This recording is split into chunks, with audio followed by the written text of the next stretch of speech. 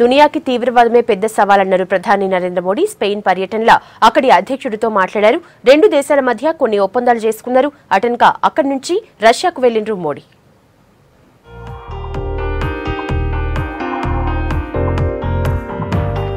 బయటి దేశాల యాత్రల బిజీగున్నారు ప్రధాని నరేంద్ర మోడీ. 4 దేశాల టూర్ కోసం పోయిన ఆయన స్పెయిన్ లా అధ్యక్షుడు మరియన్ రజోయ్ తో మాట్లాడినరు.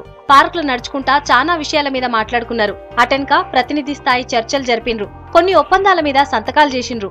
ఉగ్రవాదం మీద పోరాటానికి స్పెయిన్ సహకరించాలన్నారు మోడీ. स्पेन ने और भारत ने दोनों ने आतंकवाद के परिणाम देखे हैं, बहुत कुछ सहन किया है और आतंकवाद के खिलाफ लड़ाई लड़ने में राष्ट्रपति जो है बड़े ही मक्कम है। आतंकवाद और के खिलाफ जो मानवतावाद की लड़ाई है, उस मानवतावाद की रक्षा के लिए हम मिल बैठ करके कैसे काम कर सकते हैं उस पर भी चर्चा। పెద్ద కంపెనీల సీఈఓలతోటి మీటింగ్ అయినరు మోడీ. పెట్టుబడులు పెట్టేందుకు భారత్ లా చాలా అవకాశాలున్నాయన్నారు.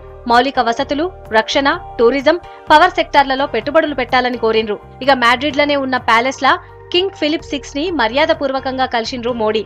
భారత్ కు స్పెయిన్ అత్యంత సన్నిహిత దేశమన్నారు.